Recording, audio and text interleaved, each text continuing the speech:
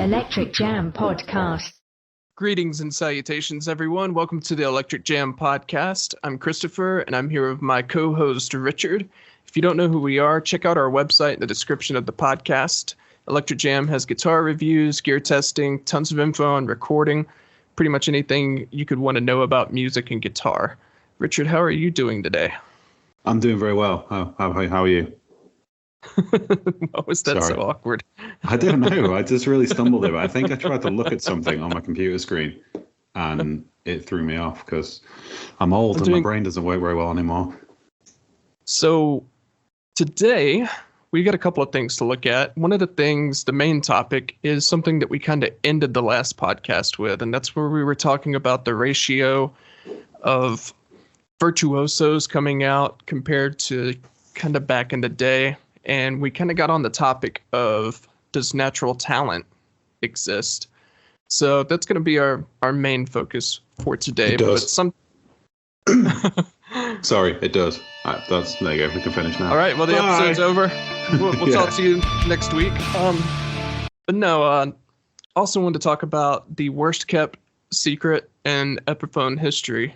I don't know what that is. And that's the Epiphone DG335 has finally came out, and it's something that everyone has wanted forever. And if it actually would have came out 10 years ago, I would have bought it because I was going through a Foo Fighters phase, and I love Dave Grohl anyway. Who doesn't love Dave Grohl? Like, you can't hate. I don't know. I think you'd be hard pressed to find someone who doesn't. Yeah, I would like to meet that guy wherever he is. Right. I'm sure there's plenty of cynical people online that don't like him and think he's, this, that, and something else. But yeah, I don't know the guy, but from what I gather, his back catalogue of work is, phenomenal. Nirvana, Queens of the Stone Age, then Crooked Vultures, Foo Fighters, obviously. But he's, kudos to him. He's a great songwriter, really good singer, and he's awesome. I've seen him live like twice, and they're excellent. Really, really good live band. I really fell in love with the band when they were doing the Sonic Highways special, where they went to a different city every week, and then they recorded a song in that city. For example, they went to Chicago, and they met Buddy Guy. And Buddy Guy talks about how before he had a guitar, he would take a rubber band and stretch it out and make it change pitch, trying to emulate a guitar. That's commitment. Yeah. That's serious. That really is commitment. So, and he was telling Dave these stories, and Dave took all of that and put it into his song and recorded it there in Chicago. So they were just like kind of jumping cities, talking about the city. They went to New Orleans. They went everywhere, talking about what makes the city cool and the legacy of the city. And it was super cool. And the whole time he was playing that Trini Lopez, it was that Pelham blue color. And I was like, man, I do not like semi-hollows usually, but I would totally play that. And when Gibson released them, they were like $5,000, but of course people scalped them. And now you can't find one for, I don't know. I looked right before we started recording, and it was, I don't know, $18,000 is what I found on Reverb. Ooh, yeah, that's pricey. It's cool that Epiphone's releasing one. I know some people are balking at the price, $1,300. But this is coming from the new Epiphone shop where they've kind of blended the Gibson stuff with the Epiphone stuff. So it's getting the best quality parts, the best quality wood, Gibson burst buckers. And it's pretty damn cool. And 10 years ago, I think I would have bought it. I don't think I'll buy it now. I say that, but if I come into that money... And it comes with a case. Guitar. Well, apparently it's the most asked for signature model in Epiphone's 151-year history. I can believe that. But I don't think that they had the means to make it until now, because they've opened up that new Inspired by Gibson lineup, and those are much higher quality than what you find for $600 or $700 in Epiphone territory. Not that those are bad. So what are they actually doing with this? Are they using? Are they still making them in the same factory but using better components, or what? What's the level of detailing that goes into these ones that doesn't go into the standard Epiphone ones. They're still making them in the Epiphone factory, but what they're doing is they're using Gibson blueprints instead of Epiphone blueprints. So the headstock is correct, the neck is correct. You have Gibson parts like the Burstbucker pickups and high quality wiring. It's everything that you would get in a Gibson except for the name on the headstock and the fact that the parts are measured in millimeters instead of inches. So, okay. They should have just sent somebody in with a USB stick and could have nicked the designs off the computer. Yeah, exactly. We got the CADs. Let's go. For a guitar of that quality that's that nice, I think that's a pretty reasonable price. I don't mind this new sort of $1,200, $1,300 price point if the quality's there, which it is. And I think they've kind of been building up to this for what seems like about 5 years with the kind of like the prophecy stuff and the kind of just they've been sort of like upping the game incrementally, building towards this kind of where we are now with these like really slick signature models like the Adam Jones one, got this one. I'm sure there's loads of other ones as well, but they're the two that I stand out for me. Yeah, the Kirk Hammett, the Greenie, and what's it called? The Jerry Cantrell one, of course. I mean that one. That's a stunner. The Jerry Cantrell Prophecy is amazing. Yeah.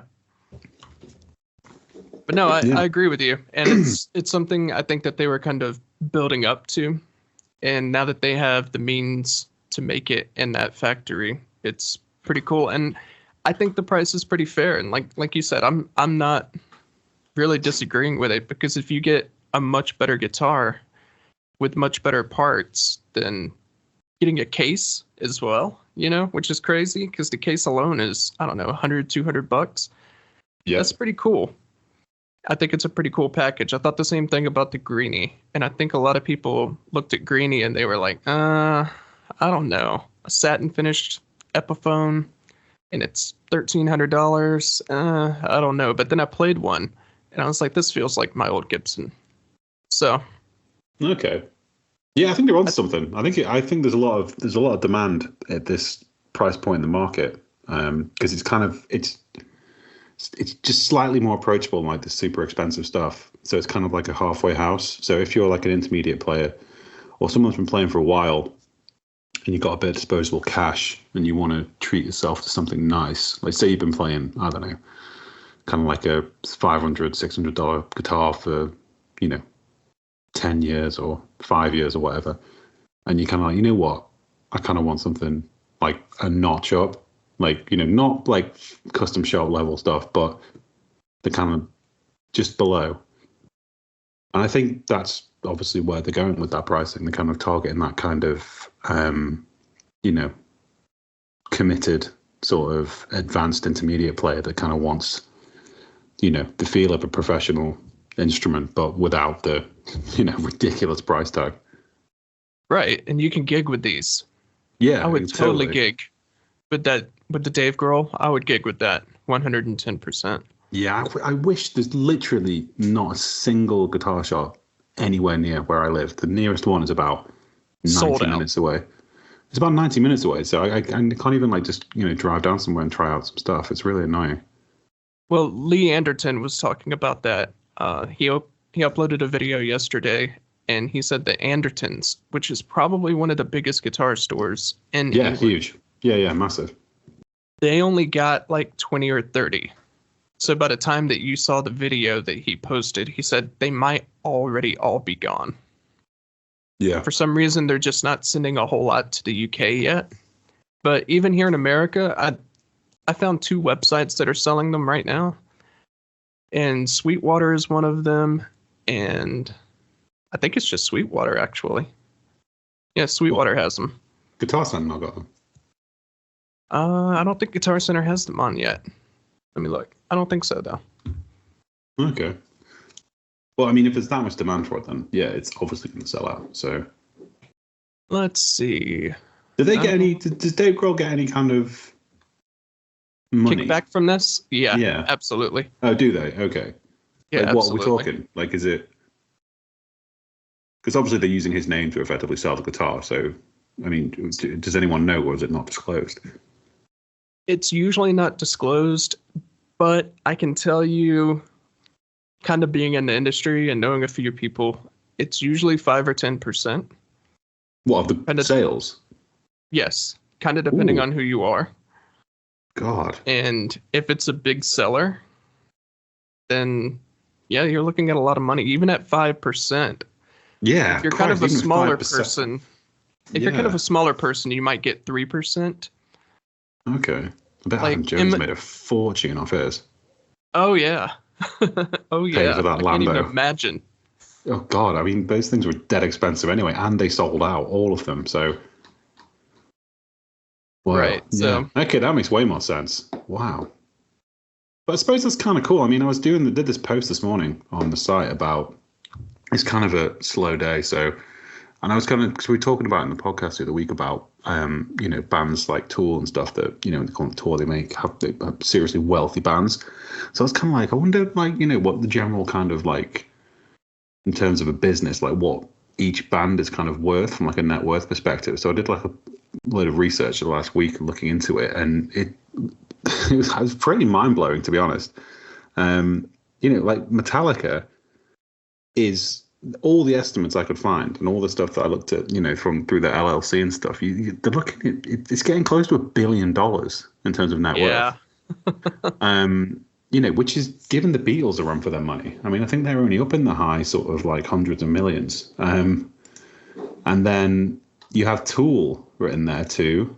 Obviously, I think they were 200 million. Good Lord. Iron Maiden, 150 million. Ozzy Osbourne, 220 million.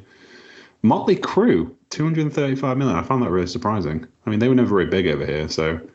But they sold 100 million. They sold 100 million albums worldwide, so not my thing at all. But yeah, so they were quite high up there too. But it's interesting. But I was kind of just, I had like a caveat at the end of it. No, I did. I focused predominantly on metal, like straight up metal, not rock. Because if it's in rock, then it'd be too long. I wanted to kind of like, because metal's different. Like rock, you can have like Zeppelin and the Beatles, and it's kind of a bit more of a, everyone likes rock music really, but not everyone likes metal, if you know what I mean. So I wanted to kind of give it like a metal bent because that kind of makes it a bit more niche and a bit more interesting. Because obviously it's harder to be worth £1 billion if you're a metal band, versus like being Taylor Swift or something. So, but at the end, there's like a sort of caveat saying that a lot of the bands on the list, I think the newest one is like Avenged Sevenfold, which is like 100 million apparently. But all the other ones are proper like, legacy bands like Metallica, Judas Priest, Maiden. And the caveat bit at the end was sort of like, well, is there anyone else coming close to this sort of thing? And I couldn't really find anyone new, apart from like Ghost, so Tobias Forge, and all the estimates I could find was saying it's anywhere between $5 million to $10 million, which kind of makes sense given their popularity and the kind of stadium arena tours that they're doing. But the point that I was going to make, and the last bit, was saying that it's effectively streaming. All these legacy bands made all their money, or the vast bulk of it, in like the 80s and 90s and early 2000s, when sales. If you sold 1 million records, you make quite a lot of money. Whereas nowadays, if you used to have 1 million streams on Spotify, you're getting between $3,000 and $5,000. That's it, and that's before the record label deductions are made. So, oof. Yeah, it's not good, is it? So, I mean, even if you had 10 million, you're still in the $30,000 to $50,000 dollars, but then of the record label deductions and all that kind of stuff. So it's really tough. That's why bands like Metallica are worth hundreds of millions of quid, is because they made all their money on record sales back when it was a lucrative business to sell records, and that's no longer the case. So it's, when you see bands like Avenged Sevenfold doing 100 million or whatever, then it's obviously they kind of were just before the internet kind of took over proper, I guess, because they've been around for a while, haven't they? Avenged Sevenfold, they're not like a new band. It came out when I was in California, so that was around 2005 or 2006. Yeah, it's like early 2000s, so sort of enough time to when people were still kind of buying records and stuff. So I can see why, a lot of musicians now, even though it's always just the ones that have got all the money anyway, are kind of the only ones big enough to do the proper endorsements. But it kind of makes sense that if you're getting 10% kickback on the signature model and you're shifting, I don't know, 10,000 of them or something. I mean, I don't know guitar numbers and how many they shift, but yeah, it's a nice little earner, I imagine. Well, with the Dave Grohl, that would be $130,000, which is kind of pocket change to him. Well, yeah. I think he's worth like $200 million just by himself. Yeah, he could buy a new pair of shoes or something. New pair of Vans. But yeah, that's kind of crazy. I expected Metallica to be at the top when I got the article, because I'm on our own email list, so I get all the stuff that you guys get. And I saw that article pop up, and I looked at it, and I was like, huh.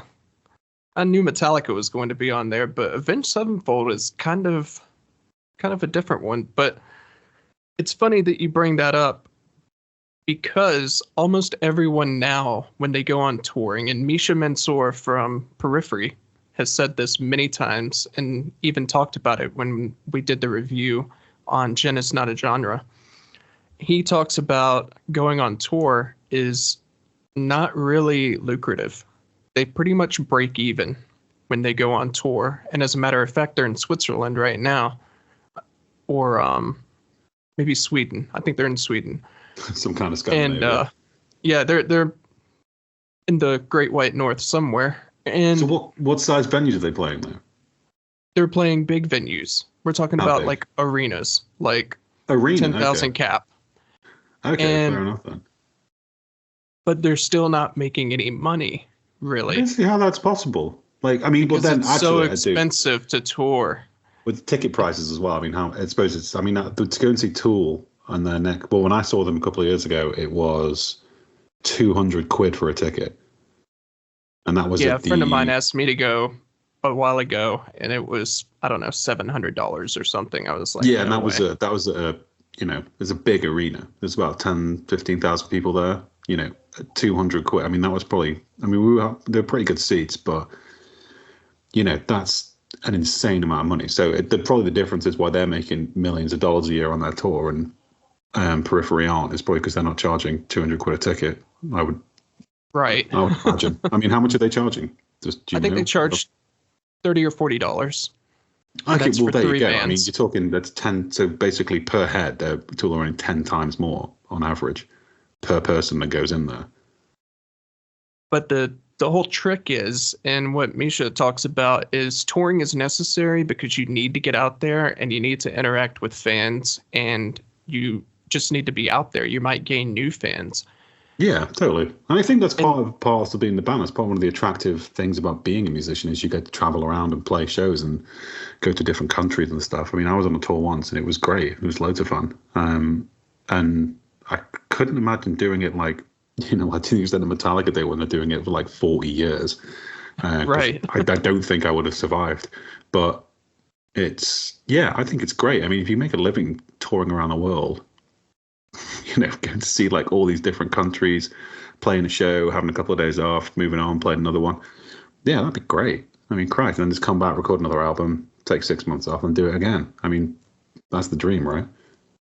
Well, Misha was saying that while touring is important, the most important part of all of Periphery is, first of all, everyone has a signature guitar. Yeah. Then they have Neural DSP, which they own, Mm-hmm. And they have the Quad Cortex, and they have Horizon devices. They have strings. They have picks. They have literally they're like a full-on everything. LLC at this point. Yeah, it's a brand. Yeah, it's like a full-on exactly. Brand. Yeah, but that's the key. That's the point. I mean, Kiss were doing this in the 70s with merch and stuff like that. So it's kind of an extension of that, I would guess. Now it's necessary, though. Well, of course it is. Yeah, I mean, the music industry has been absolutely. It's even from 20 years ago, it's a completely different place now. All the money's gone. It's changed hands. It's gone somewhere else now. Through things like Spotify and Apple Music. I mean, it started with iTunes, and everyone thought that was bad. And then, but at least with iTunes, you still have to buy the music. But then Spotify Right. came along, and its subscription model and stuff kind of forced I mean, Spotify is an interesting story because I remember I went to the launch when it came out to cover it, and for a magazine I was working for, and they launched it in London, and I think they had there wasn't much music on there when it first happened, when it first came out, and they were literally like just a puppy little startup from Sweden, and it was when I first started, and they gave everyone there lifetime passes, which is cool, but yeah, I remember just thinking this isn't gonna work. Like, if it does, it'd be amazing. But I was just like, there's no way record labels are gonna just go along with this, because it's effectively cutting off their main source of income, which is the distribution of physical products, which is CDs, stuff like that. But piracy had already done that. Yeah, so there's that too. So they kind of came along with that real sort of pain point in the music industry with a kind of salve that I think they managed to sell into record labels. And I think once they kind of started getting momentum and people were listening to more and more music, it became obviously as a marketing channel and a testing thing, so you can test things out using paid ads online and stuff to get feedback on stuff instantly. Whereas before you'd have to go commit to, producing a record, producing an album, getting it, pressed or printed and sent out. So it kind of removed a bit of the risk. But yeah, I still think once you get up to the big macro numbers, they're the ones that have lost out, and the artists, obviously. So, I mean, the artists and the people who are losing out, because it's, they're the last person to get paid. Spotify gets paid first, then the labels that do all the deductions, and then that's it. I mean, can you imagine if you did a song on your bedroom, you produced it, and you got 1 million plays on it, and then you got to check and you got to check through the post for $3,000 from Spotify. You'd be like, what? Which is kind of cool, because now the really talented people that put themselves out there and market themselves properly, they have that chance to get attention, and it costs like $20 a year if you sign up with CD Baby or one of those other distribution services. There's definitely a bright side to it, I think, but it's the old ways of doing it. So, bands like, Maiden, Metallica, where, they're not just taking like an idea of a band and turning it into a global brand on that scale is kind of going away, I guess, because everything's niching down now. Like, everything's a niche now, and there's niches within niches within niches. Like, you can be into metal and never have Periphery. Do you know what I mean? And Periphery go and sell out, arenas in Switzerland or wherever the hell they are now. And that's kind of the way it's going, which is great for, musicians, because niching down is always good, because you can always find somebody that wants what you're doing, basically, or enjoy it. Yeah, no, I agree. And we can kind of segue into our main topic with that, because I think truly talented people generally do get noticed. And someone like Billie Eilish and her brother, for example, who were making music in their bedroom, and then they just happened to put it on SoundCloud, and they got, 1 million hits. And it had been sitting on SoundCloud for a couple of months, I think, before people really caught on to it. And what was the thing that pushed it? Somebody must have shared it. It must have been, I think, a famous person. I think DJ Khaled or someone found it and then started pushing it. But that doesn't take away from the fact that they're both legitimately extremely talented. And they were kids. Her brother was like 19 at the time, or 20, and she was 14 or 15. That's crazy. You made an album at 15. I guess Silverchair is another good example of that too. They were 15 and 16 years old when they released their first album. Yeah, it wasn't very good though. Yeah, looking back, it really wasn't. There's a couple of good songs on there. Israel's Son is pretty good. Yeah, it's a bit like teenage. It was just an obvious cash in on Nirvana, wasn't it? That was my whole takeaway from it at the time. I was like, well, Kurt Cobain's dead, and now here's this guy that looks a bit like him, and even sounds a bit like him. But yeah, Bush was kind of like that too. Yeah, yeah. That's How do you true. feel about British Nirvana? But yeah, so you said at the very beginning, you said without a doubt, 100% talent exists. So present your argument. Well, I think it depends on how you perceive what talent is. I think personally, from my experiences, it is something that you do is an innate thing that people have, that they possess. So whether that's like some kind of like force that's operating through them, or it's an application of their own will that they've just focused on for a long period of time and honed it, and it's developed. But I personally believe, and this isn't based on science or anything, that I do think some people are just built with something kind of built in, like a software. It's just software like built into them already, ready to go, and they've just got to express the right genes, and then it's activated, and then they're just good at something. Like you look at like runners, or it's very obvious in things like anything like with athletic capacity in it.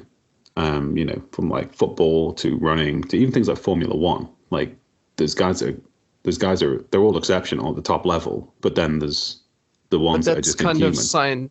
That's kind of scientifically backed. You have units of measure to show that. Okay, where instance, I think art and music is more esoteric when it comes. I think they're all esoteric. Yeah, but I think if you look at somebody like, I don't know.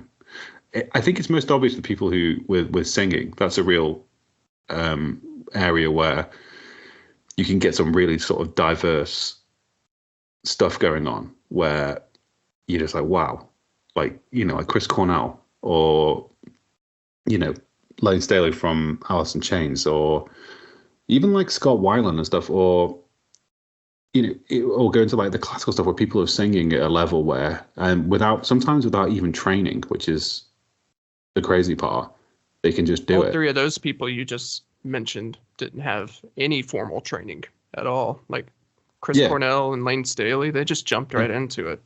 Yeah, or like Mike Patton or something. These are just people where they can just do it. And if you can just do something by just applying your mind to it, and you're very good at it, then that is natural talent, because you get 1,000 people do the same and they wouldn't be able to do it. That's true. The same with guitar. Some people can pick up guitar and learn to play it, and they can spend their entire life playing it and never be very good. When you look at someone like Jimi Hendrix, who literally played guitar for like 12 years and is one of the greats. He died at 27. He started playing when he was 12. So completely changed the landscape of guitar. I mean, even Eddie Van Halen, you got to look at him. He was, in his early 20s when that first album came out, and it completely changed guitar forever. Yeah. So it depends what you, because obviously everyone's definition of good is different, but I would say talent is because there's being like a virtuoso, someone who can just play fast. You can learn to do that. Like you can learn to play fast. You can learn to shred. You can learn to just rip through scales at a million miles an hour. That's mechanical. Yep. That's mechanical. That's just repetition. That's practice. Anyone can learn to do that if you have the time and the inclination. But take someone like Prince, right? Not everyone can write a song as good as Prince, and most people certainly can't play guitar as well as he can. And you combine those two things together. And the fact that he was also very young when he was, or keyboards or drums or drum machine or synthesizers, everything that he used, he had no idea what he was doing technically.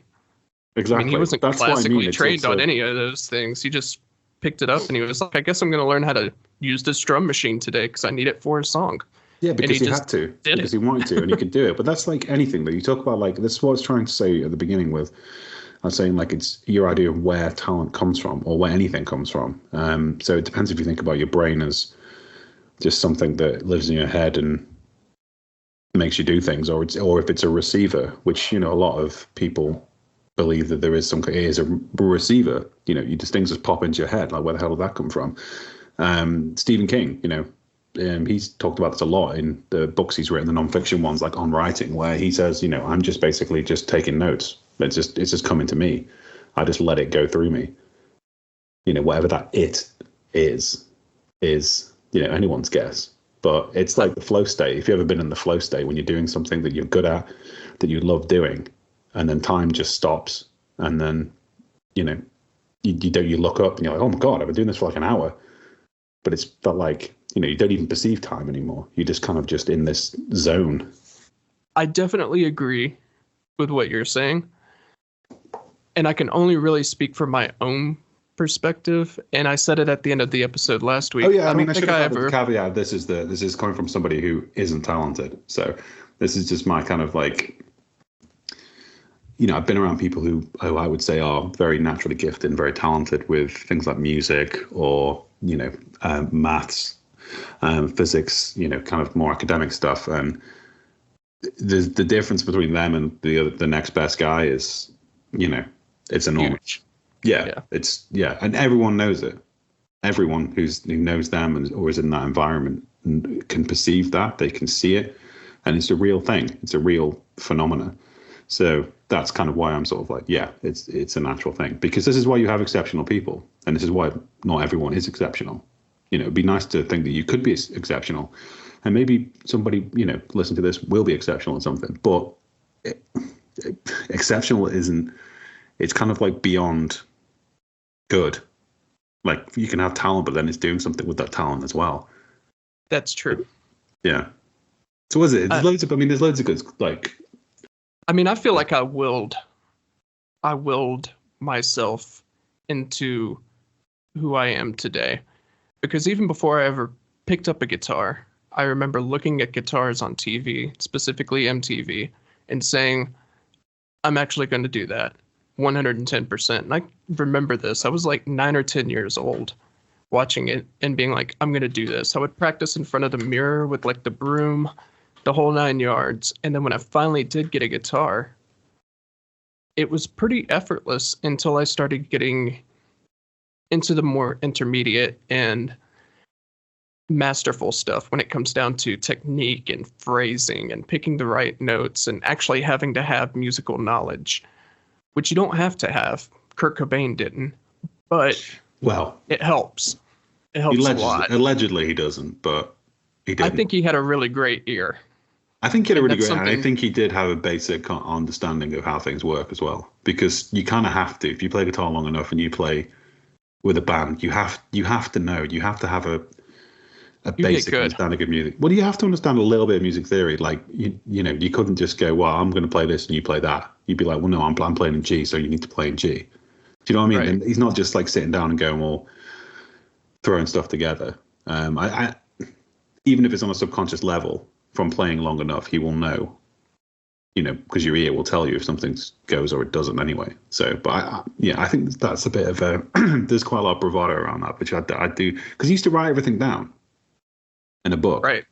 So he'd write everything down. He'd write the chords down, and the chord changes, and he would write chords and chord changes down from ideas in his head without even playing the instrument. So he obviously knew a bit about music theory and whatnot to sort of be able to hear a note in his head and go, okay, that's G, and then this is a D. But I agree with you when it comes to people who have the X factor, because that's more than just natural talent. That's like natural talent that you've harnessed and you're fully in control of it. And that X factor is not something that everyone has. And no. I don't think I ever personally got to that. I've been in a lot of bands, had a lot of fans, worked on a lot of albums. I never made it on MTV. I never sold a million albums like we were talking about earlier. But there's a thing with timing as well. There's being in the right place at the right time. There's absolutely. There's a lot of things that have to go right for things to work out, because whatever you're doing, whatever walk in life, there's 1,000,001 people trying to do the same thing. So for all the chips to fall in place for one particular person, obviously there's a lot of you know, they need to have the talent, obviously, to get in there, but then everything else has got to work, you know, because there's plenty of talented people who, you know, are exceptionally talented that weren't, you know, their talent wasn't realized until they were dead. Right. You know, look at like Lovecraft. I mean, he was a nobody when he was alive, and now he's a whole thing. Yeah, you know, everybody rips off his ideas. Yeah. So, you know, there's a whole magical system based around his ideas and stuff. And this guy was, you know, basically impoverished. Same with Philip K. Dick. You know, most of the most well-known painters, sculptors, they're all dead. They weren't recognized in their time. So, you know, even if you have got this exceptional talent, it's still not a guarantee that it's gonna work on this cycle. You might have to wait till you're dead, right? For somebody else. Just got to kind of be there. But for the people who do kind of catch it and they do kind of harness it, it's just really interesting. I was watching a video because we were talking about Deftones a couple weeks ago, and I was watching a video and it was Chino talking about how he wrote Change. And it was a riff that he had been playing around with on his guitar for a long time. And he finally put the chords together the way that he wanted. And then you listen to him talking about the vocals and how natural it was. And then you go back and you listen to that song. What made him choose those notes? And you can put this on any Deftones song, actually. You know, the notes that he chooses is so weird and so awkward, and musically they're right, but they often sound out of place because he's such a weird singer, but that's like built into him. Yeah. You know what I mean? Well, that's part of their appeal. That's kind of the whole thing that drew me to them, is that they don't, you know, back in their heyday, they were, you know, when they were on the top of their game, they were, you know, just, there was no one else like them. They had this whole thing, the look, the sound, the lyrics, everything. It was just, like I say, we always say, there's proper lightning in the bottle kind of band. They were just kind of, they just hit the ground and didn't stop running. What do you think about when more than one person that has the X factor gets together? And I think a good example of that would be Tool. Tool's a good example of that. I think everyone in that band is a type A personality, totally artistic. So? Yeah, absolutely. They're all so different and so extremely expressive. And we talked about that when we talked about Tool instead of Epiphone. Yeah. And they're all so expressive in their own ways that if you remove any person from that equation, it's not going to sound like Tool. Well, yeah, it wouldn't. Yeah. Well, the individual parts form the sum. You know, it's not just one person. I mean, it probably is one person, but it's kind of everything's integral. It's to the structure and the sound. And that natural talent and that X factor doesn't necessarily always mean virtuosity either. No, and it doesn't mean a particularly long career usually. I mean, look at the Beatles. They had George Harrison, Paul McCartney, John Lennon, and that didn't last very long. That's a great example too. All kind of type A's, you know? Yeah, real time. I mean, even Ringo. You watch the Peter Jackson documentary. Like, loved it. He was. Yeah, he was like, he's always trying to get his songs done. He's like, come on, let's do the Octopus song. You know? And he's a good singer as well. He's got that kind of like, you know, they all kind of sound the same when they sing, I think. But yeah, it's a very interesting thing. Everyone had. Yeah, Zeppelin. Everyone had it. Ace example. Yeah, it is weird, isn't it? When you think, but were they like that when they first started? That's what I want to know. Like, you know, because they might have been, a couple of them might have been like shy and unassuming, and then once they've had like a taste of, oh crap, we're good at this, then the type A personality starts to come out. So were they, you know, you don't know if you're type A before. You know, you're put in that situation, right? Yeah, some people might be sneaky type A's. They're sort of like, they're all like non-assuming and, oh, I just want, you know, as long as it sounds good, I don't mind. And then, you know, a few million album sales later, they're sort of like, no, this is how we're doing it. Right. Can you think of any modern bands that are like that? Like, say, that have come out in the past 15, 20 years or so, that who are like, what? All like just crazy talented. Mastodon. Like, you take, yeah, okay. That's who I was going to say. Damn it, man. Yeah, Mastodon. Everyone in that band is just crazy good. And if you were to remove any one of them, it wouldn't be good. I mean, this isn't a good example, but the Queens of the Stone Age, I've seen them so many times, and they're literally one of the tightest bands, like in terms of how they play together. And they've had the pretty much consistent lineup now for ages. Well, for nearly 10 years. And they've had a pretty solid lineup. So with like Troy, and the bass player guy, who used to be Nine Nails, can't remember his name, but yeah, Alejandro. Yeah, they're very good. Like each individually in their own right. Wilco, another good band. Like Type A's, all of them, all exceptional musicians. Trent Reznor, definitely. Yeah, and I think the people that he played with. Trent by myself. Well, I think his live band, like people like Robin Fink, Chris Verna, Danny Lohner. I think from like 1994 until the early 2000s when he started switching out members, that core version of Nine Inch Nails that used to destroy everything on stage, man, they were tight. They were really, really good. Yeah, and then like Guns N' Roses is another obvious one as well. But they're like... To a fault. Yeah, they're like a bit older than 15 years though, isn't it? So yeah, it's tricky to pick modern ones, but there is so many. I mean, I really like Caven as well, but I wouldn't say they have like Type A thing going on. They're just very good at what they do. But yeah, it's weird. It's sort of, and what's kind of happened now with popular music, it's more kind of this kind of like virtuoso Type A kind of thing. It's almost like it's like foisted onto people, and they're like, no, like Taylor Swift. I mean, she's incredibly famous, and I kind of get it, you know, but I also at the same time I also don't get it, if you know what I mean. Yeah, it's probably going to upset a lot of people if a lot of people listen to this, but it's like she's made out to be this artist and all this kind of stuff, and I don't like. She's very good singer, she's very talented. But when it comes to pop music, the person that I always compare everyone to is Madonna, because Madonna not only had great hits throughout her entire career, she was edgy. She pushed boundaries beyond what they were supposed to be at the time. Yeah, and every album cycle, she changed. Something different, yeah. I was actually saying this to my friend. We were walking to the pub the other week, and he was talking about how his stepdaughter was like basically obsessed with Taylor Swift and everything. And I was just like, yeah, God. I was like, imagine that. Imagine that being like that's what you aspire towards. And he was like, yeah. He was like, when we were younger, it was like, you know, it was like cool bands with a bit of edge, and you know, they drank alcohol and smoked cigarettes and stuck it to the system, and you know, non-conformist kind of counterculture stuff.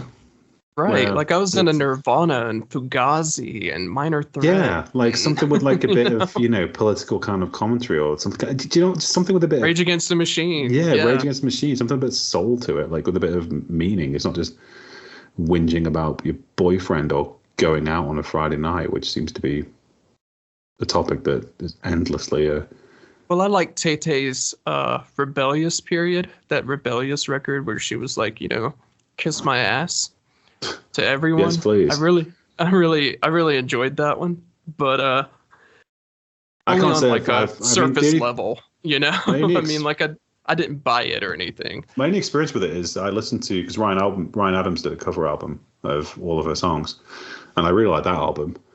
But obviously it's because Ryan Adams singing it on a guitar and stuff, so it kind of sounds a lot different. But I did maybe go and listen to the actual album, because one of my good friends she really likes Taylor Swift, and I have to say I definitely preferred Ryan Adams as that one, even though it wasn't, even though they were covers. But she wrote it, you know. I mean, yeah, she should have just done it on an acoustic. It would have sounded way better. But you know, that's just me. I'm just a grumpy old man who doesn't understand children and kids these days. It's because I grew up on a diet of, you know, cheap lager, cigarettes, and grunge music. To kind of wrap it up, yeah, I think talent is a real thing. I think beyond talent, there's that X factor of being really, really good, harnessing it, realizing it, and then doing it at the right time. But there's so many different levels in it, because it's basically, it's something that's inherently related to a person's individual consciousness, right? It's part of their makeup. It's something that expresses itself through them. And there's a guy called Dean Radin. He's like a researcher. He does a lot of like stuff, like studies on like ESP and stuff like that. But he's done, he's a proper bona fide scientist. He's not some chiropractor hawking like woo-woo stuff on YouTube. And he wrote a book a few years ago that I read. I think it's called like Real Magic or something. And it's basically just him. It's just these studies he's done the last 20 years on, people actually, literally are changing or altering reality through the application of will, which is obviously a huge component of like Western esotericism, which that's kind of the whole deal with it, isn't it? So with like hermeticism and stuff like that, and Thelema, it's all like, altering reality through the application of your will. And it's a really interesting read because he's basically pulling data in a lab in scientific settings that effectively support stuff that people have been saying since going back hundreds if not thousands of years, which is very interesting. That it's almost like the human consciousness is not only malleable, but it has a direct effect on the external world. And who's to say if you can get into that and harness higher aspects of your mind or your consciousness, that you can start tweaking abilities or having a wider understanding of things. It's a really interesting read because it does lend itself into this in a way, because it's the idea of where does creation come from. So if you create something, like why would you give 100 people a guitar who can all play and say write a riff right now? Materialistically they're all just meat computers. That's how it works. You got a body, you got a brain, you got a nervous system and fingers, but not a single one of them would write the same song or the same melody or the same riff. So it's like, where the hell is this thing coming from? And this book kind of like goes into that. And obviously I'm kind of into a lot of, as yourself, like a lot of esoteric stuff and just through my own personal interest. But to see somebody who's not, and who is an actual, tenured scientist, professor, sit down and go, okay, what's going on here, and actually pull, tangible data about it and demonstrate in meta-analysis of like thousands of people. It's pretty incredible because no one knows. That's the thing. No one knows where anything comes from the creative process, from thoughts, which is a really insane thing when you think about it. And it's like his kind of takeaway is that the mind and your consciousness, or whatever you want to call it, is way, way, way, way, way bigger than we know. In fact, he says kind of like, I don't know how big it is. He says it's almost like we can't quantify it, but we just get a slither of it through evolutionary necessity. So we have to see certain things and we have to hear certain things to stay alive, and that's been the case since the dawn of time. But it's what happens beyond that, with the subconscious mind as well. There's loads of weird stuff that goes on with your subconscious mind. Like it's always like you can be hypnotized and you can be regressed back and go, what were you doing, on a Tuesday in March the 6th in 2000? Something you usually couldn't be able to access. Yeah, and you can just recall it like that, like the random access memory is right there. So yeah, it's really interesting. That's a funny phenomenon because our number one song was a song called Not Waving, and this was back in the MySpace days. And it got up to hundreds of thousands of plays at one point. And now MySpace is gone. So, end of an era. But that song I wrote completely by myself, and I did it all in one day. The lyrics were journal entries. So I already had the lyric part down. But the song itself, it all happened in one day. The solo, the bridge, the breakdown. I'll send it to you after this if you want to hear it. Yeah, cool. The melody, the entire thing. And people used to ask us to play it, at every show. And we're like, oh, yeah, we're going to end the show with it. Don't worry, we're going to play it. But it just came out of nowhere. And I have an entire album of that up on Bandcamp. Just songs that I did one day. They're not polished and not perfect, but going back and I have no idea where that came from. Like I just played it. It just happened. And it's so weird when that happens. And I think anyone who is a working artist right now who does their own original material, they've probably had one of those moments too. Of course, there's the songs where you work, 5-6 years. Sometimes it's a riff from 20 years ago. And you're like, oh my God, I just found a place for it. Sometimes it's not, though. Sometimes it's just something that happened. And you're like, where the hell did that come from? Literally. I have no answer for you. It just happened that day. Yeah. Well, this happens a lot in theoretical physics as well. They have these kind of exceptional guys that kind of just come out of nowhere. This used to be the case a lot in the 50s, where I can't remember what this guy's name is, but he effectively just came along out of nowhere. He was just like a graduate student, but he wasn't really that interested in being a theoretical physicist. And because they couldn't, obviously they still can't. They're trying to merge the idea of the quantum mechanics with classical mechanics, and they can't do it. They still can't do it without doing like the many worlds theory and string theory and all this kind of stuff. And this Lots guy was of in the gaps 50s. there. Yeah, and this guy was in the 50s, and he was sort of just goes, yeah, well, and he was just spewing out these theories and these ideas and these equations, and people were like, where are you getting this from? This isn't any of the textbooks. And he was like, I just kind of see it in my head. It just kind of pops in there when I think about it. Which is nuts. And he ended up working for the military. He didn't even become a scientist. He went and started doing he was like running like what do they call it when they run like security text. Like basically like what would happen if this happened. So basically what would happen if a nuclear bomb went off there, and then what would happen next, and then what, just basically speculating about global destruction effectively. Oh, game theory.